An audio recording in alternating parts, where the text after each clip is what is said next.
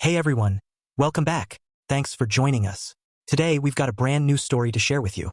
So let's begin. 2 years back, my world started tilting, though I was too blind to see it then. My little girl, Lily, was just 3. Work had become a monster, gobbling up my time. So every giggle and babble from her felt like a stolen treasure. She was at that sweet age where words started blooming into real sentences, and I clung to each one. My wife, Sarah, stayed home, the main force in raising Lily, while I chased a demanding job 6 days a week.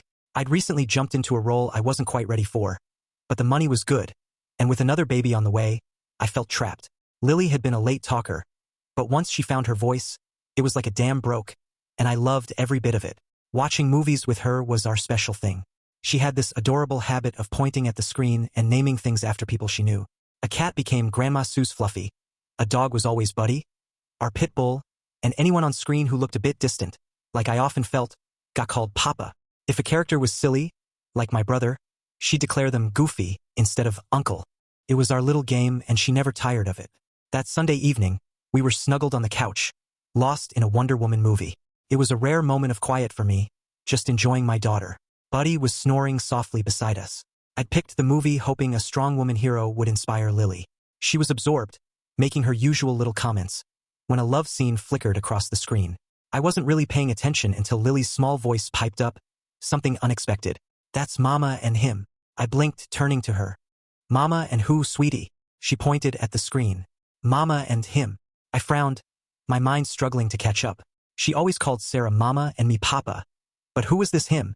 I let out a small, confused laugh. "Who's him, honey?" She didn't answer right away. Instead, her tiny hand reached up, pointing towards the ceiling. I followed her gaze, a knot tightening in my stomach. "Up there," she nodded. I didn't get it. Was she talking about God? We weren't religious, and I'd never heard her use that word. A cold feeling prickled my skin, but I pushed it away. Maybe she'd overheard it somewhere, or it was just the name of an imaginary friend. To be sure, I put on another movie. As soon as the characters kissed, she spoke again. "Mama and him." A chill snaked down my spine. I turned to her, keeping my voice light. "Sweetheart, where did you hear that name?" She just smiled and went back to the movie, like nothing was amiss. But something felt deeply wrong. I couldn't place it, couldn't explain it, but that awful feeling settled heavy in my gut. That night, after tucking Lily into bed, I sat staring at the blank TV screen, the words echoing in my head. "Mama and him." I rubbed my temples, exhaling slowly. My logical side screamed I was overthinking things. Kids say weird stuff all the time, mix things up, invent names and friends. Yet, the way she'd said it, the specific connection to a tender moment, it gnawed at me. I leaned back, running through possibilities. Maybe it was a name from one of Sarah's Turkish dramas she loved watching in the evenings, though I usually tuned them out. Or a character from Lily's cartoons, but she always named people based on someone she knew. Mama, Papa, Goofy. There was always a link. So why this random him, specifically tied to a kiss? The obvious thing would have been to ask Sarah, but something held me back. It wasn't a lack of trust. I did trust her completely. Sarah had always been the devoted wife, the dedicated mother, handling everything at home without a single complaint. She'd never given me a reason to doubt her. Our intimacy was healthy, our talks were open, and suspicion had never crossed my mind. And yet, I'd seen too many men stumble by confronting their wives with nothing but a gut feeling. I had no proof, no real reason to even bring it up. What would I say? "Hey, Lily said a weird name during a movie, so I think you're cheating?" It sounded insane. Besides, words once spoken can't be unsaid. An accusation like that could poison everything, whether true or not. No, not yet. I needed to know who this him was on my own. Just then, Sarah came out of the bedroom, already in her silk nightgown, tying her hair up. "Still awake?" she asked, her voice soft with concern. "Yeah, just thinking." She walked over and sat beside me, placing a gentle hand on my arm. "About work." I hesitated, then nodded. "Something like that." She studied my face for a moment. "You seem off. Did something happen?" I forced a small smile. "Just a long day." She smiled back, leaning her head on my shoulder. "Well, I was about to make some tea. Want some?" I glanced at her, at the warmth in her eyes, the effortless way she cared for me. A wave of guilt washed over me for even entertaining the thought that she could be hiding something. "Yeah," I said. "Tea sounds good." She kissed my cheek and headed to the kitchen. I watched her go, a pressure building in my chest. Maybe I was being paranoid. Maybe it was just a silly coincidence. But deep down, a cold voice whispered that I needed to know the truth. Now, my focus was on uncovering who this him was. The next day started like any other. The whole him thing had faded to the back of my mind. Life was a blur of work, parenting, the usual grind. I had no real reason to keep dwelling on a random name Lily had mumbled months ago. But then everything shifted. We were at the park near our apartment. Just me, Sarah, Lily, and Buddy. The afternoon was pleasant. A light breeze rustling the leaves.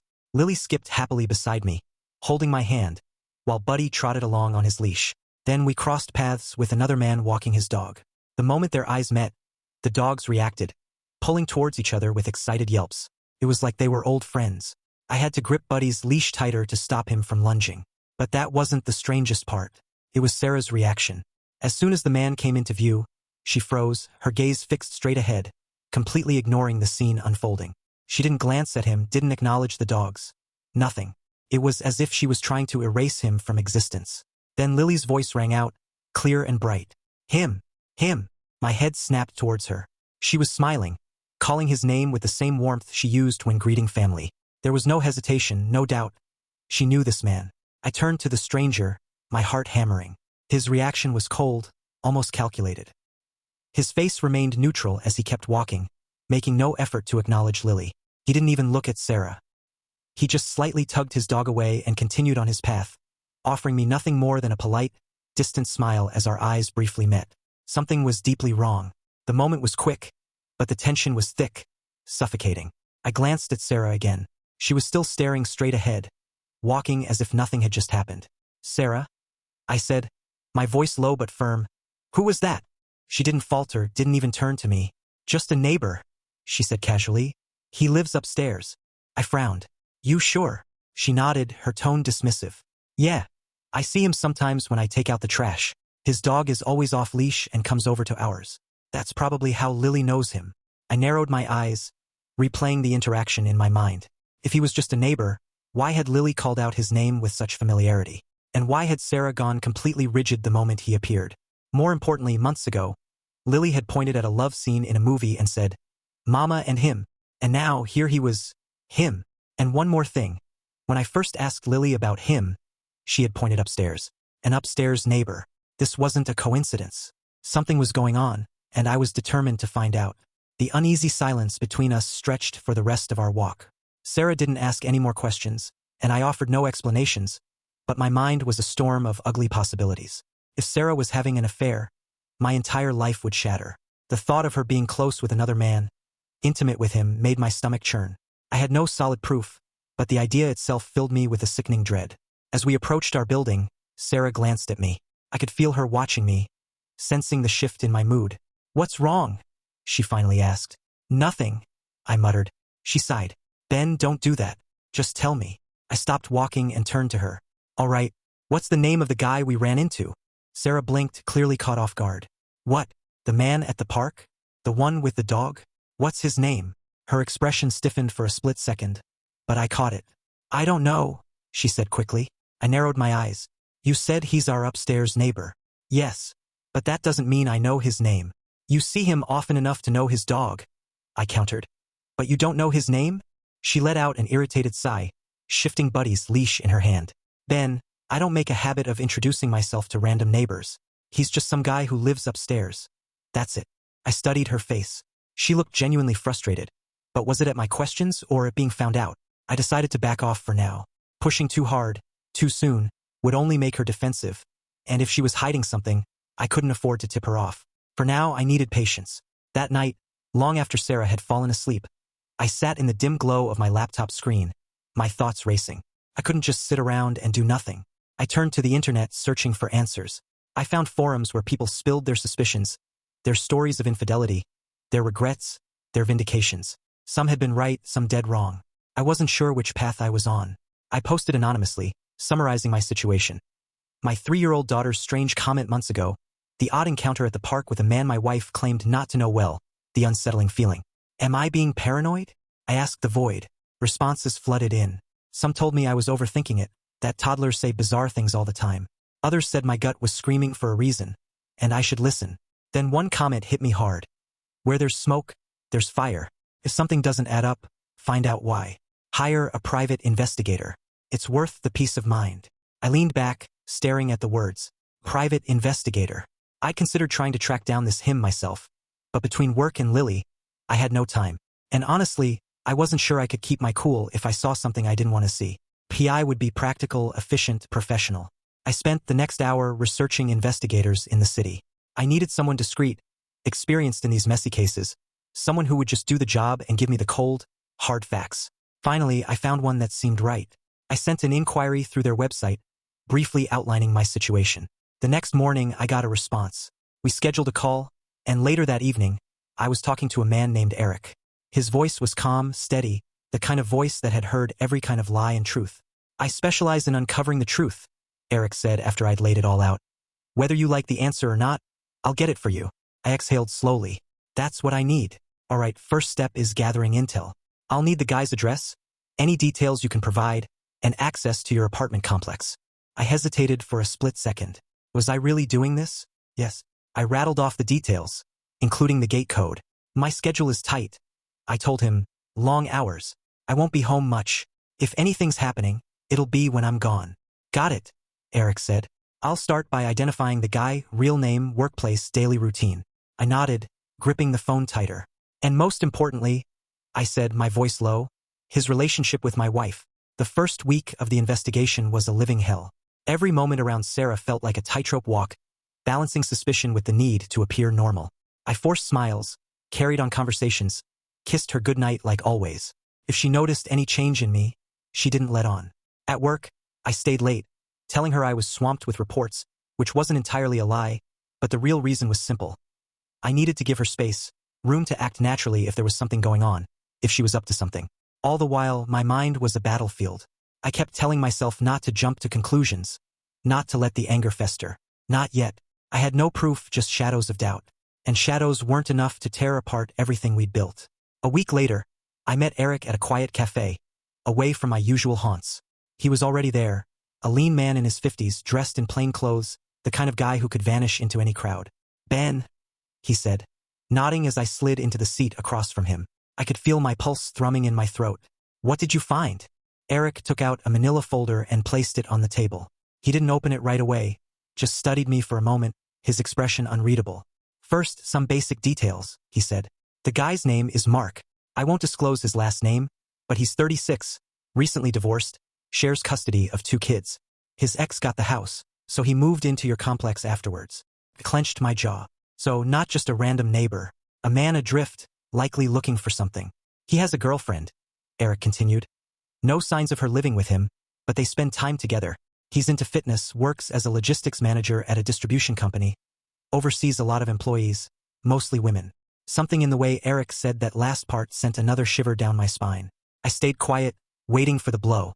Eric exhaled and finally opened the folder, flipping through a few pages before turning it towards me. I looked down at the photographs, my stomach twisting.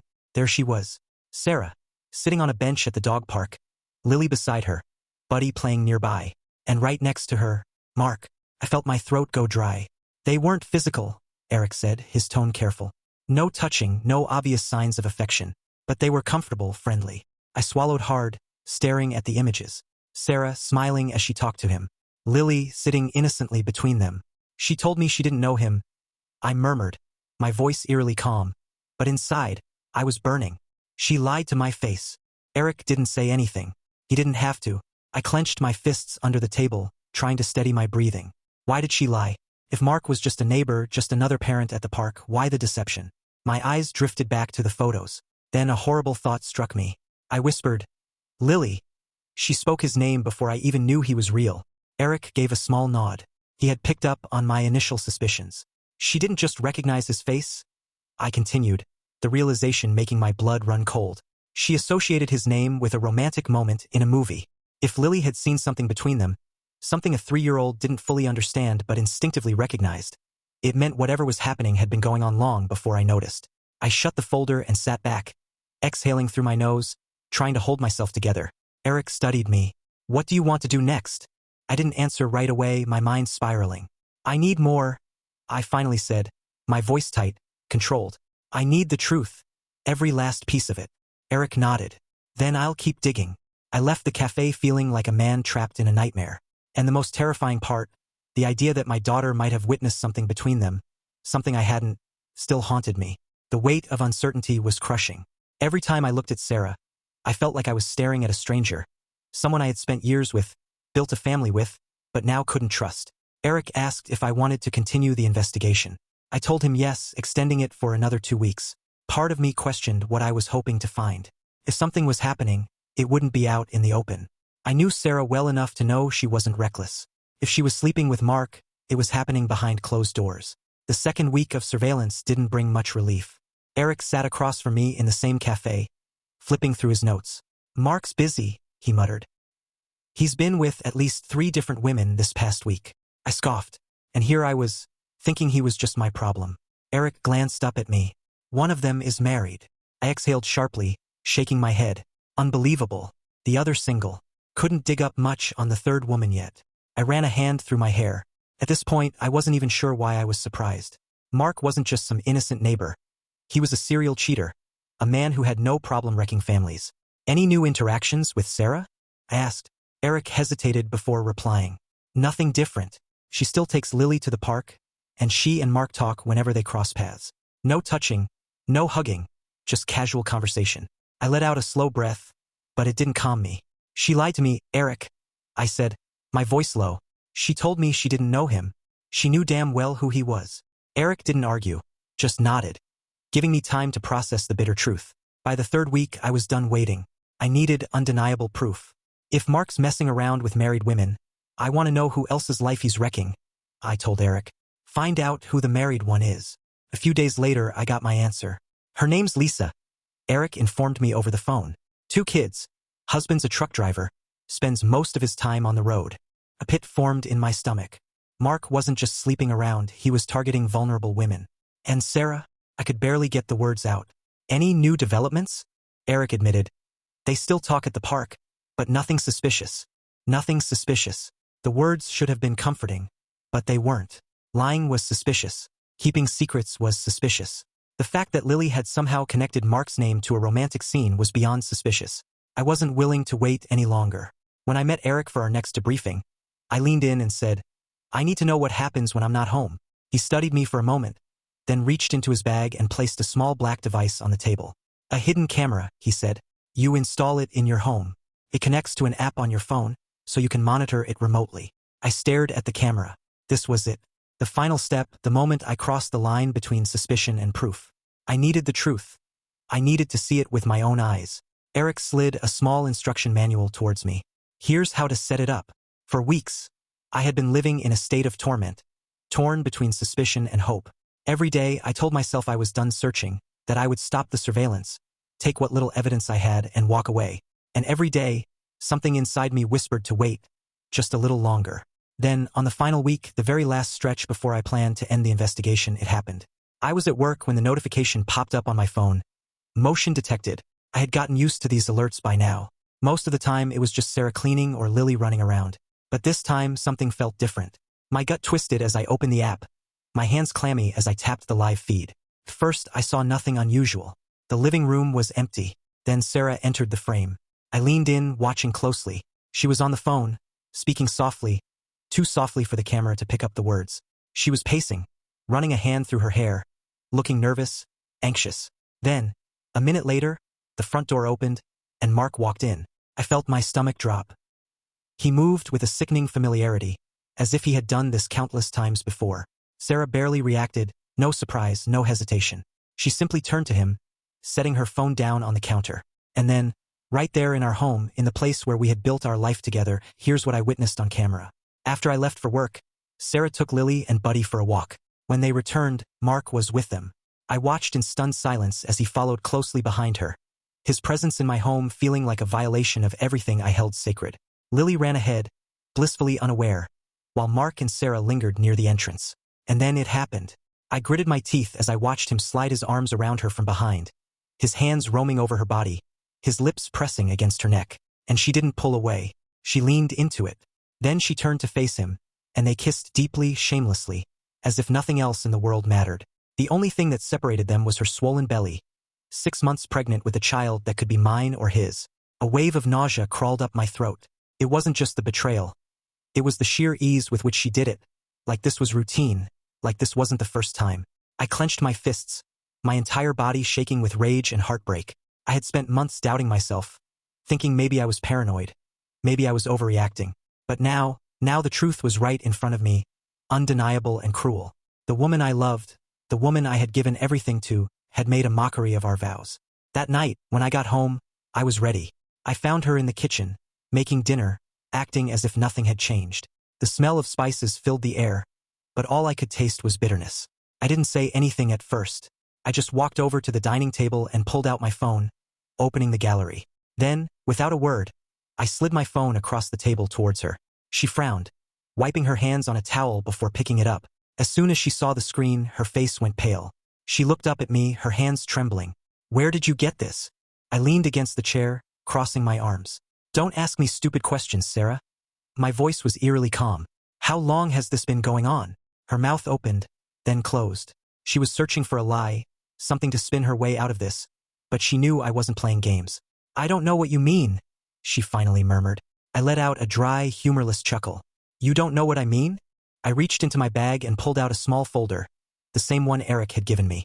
I dropped it in front of her. Her hands hovered over it for a moment before she opened it. The first photo was of her and Mark at the park. The second was of them laughing together. The third was of them standing close, too close. I watched her face twist into panic, her mind racing. "Ben, don't lie to me." I cut her off, my voice sharp. "Don't insult my intelligence. I already know. The only thing I don't know is how long this has been going on." She covered her mouth with her hands, tears welling up in her eyes. "I didn't mean for this to happen," she choked out. "I swear, it's not what you think." I tilted my head, trying to keep my anger in check. "So it's not what I think? So you weren't in our home letting another man put his hands all over you? You weren't kissing him while our daughter was just a few feet away?" She sobbed, shaking her head. "I was scared, Ben. I didn't know how to tell you. I knew you'd be mad." "Mad?" I repeated, my voice dangerously low. "You were scared I'd be mad. So you lied to my face and kept sleeping with him?" "I wasn't sleeping with him," she cried out desperately. I narrowed my eyes.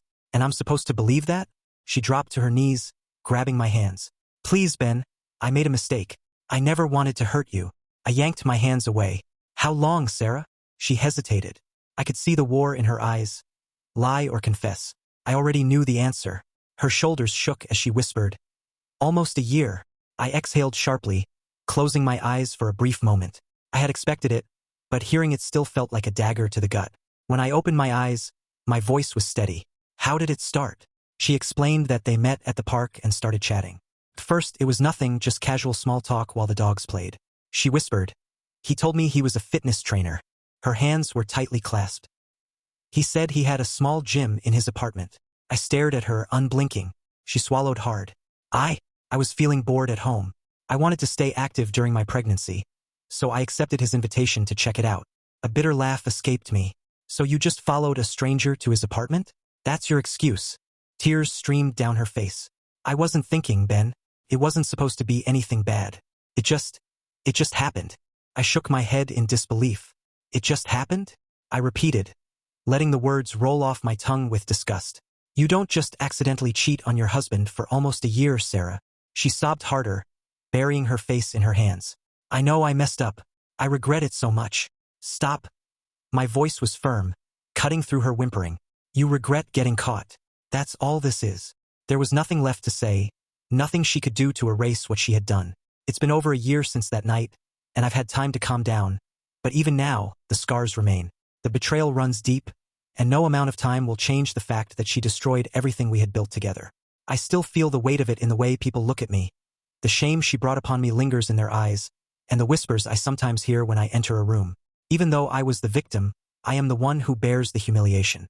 That night, she begged me not to divorce her. She was on her knees, her face soaked with tears. "Please, Ben, please don't do this. It will disgrace me, bring shame to my family." I gazed at her, my jaw tight. "The only one you shamed is yourself." Right then and there, I pulled out my phone and called her parents. I told them everything, every single detail. She let out a strangled sob, covering her mouth in horror. "Ben, no, please don't." I ignored her. I could hear the sharp inhale of her father on the other end of the line, his silence speaking volumes. I knew he would handle this in his own way. Back home, men like him didn't tolerate this kind of betrayal. She hadn't just disrespected me. She had shamed her entire family. After I hung up, I turned to her with ice in my veins. You can't live here anymore. Her shoulders shook violently. But where will I go? I exhaled sharply, forcing myself to stay composed. You'll stay in the guest room until I find you another place. I'll cover your rent for 3 months. That's it.